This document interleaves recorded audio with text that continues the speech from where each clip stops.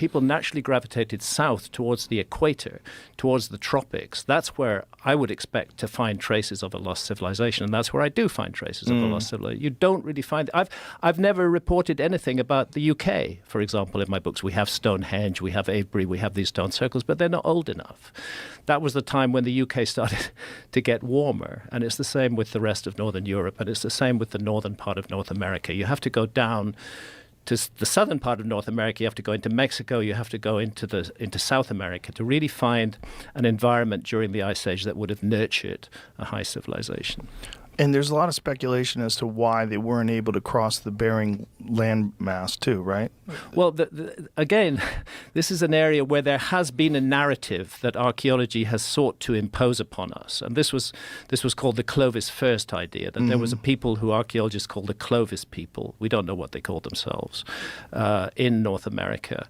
And traces of their characteristic tools, particular sort of fluted points, arrowhead spear points, turn up from about 13,400 years ago and end abruptly 12,800 years ago. And for a long time, with the beginning of the Younger Dryas, and for a long time, archaeology maintained that this Clovis culture, so-called Clovis culture, we don't know what they call themselves, were the first Americans, and that there were no human beings in the Americas before 13,400 years ago. And bit by bit, the new evidence has come in which has forced archaeologists screaming and tearing out their hair to back away from the Clovis first paradigm and admit that actually, yes, there were people here before that. But even then, they're reluctant to go very far back. We've recently had these footprints in White Sands in New Mexico, 23,000 years old or so.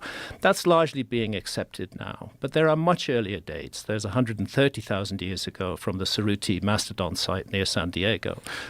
The Sphinx is supposed to have been built 4,500 years ago. But as you know, Robert Schoch and I and many others are convinced the Sphinx is much, much older than that it goes back 12,000 plus years. And this is based on geological evidence of heavy rainfall, which is another interesting thing about the climate and the environment of that area, that we think of it as being desert, but at one point in time it wasn't. Well, this is one of the reasons why I'm so frustrated by archaeologists claiming that they can know there was no lost civilization when they've done so little work in the Sahara, when the Sahara was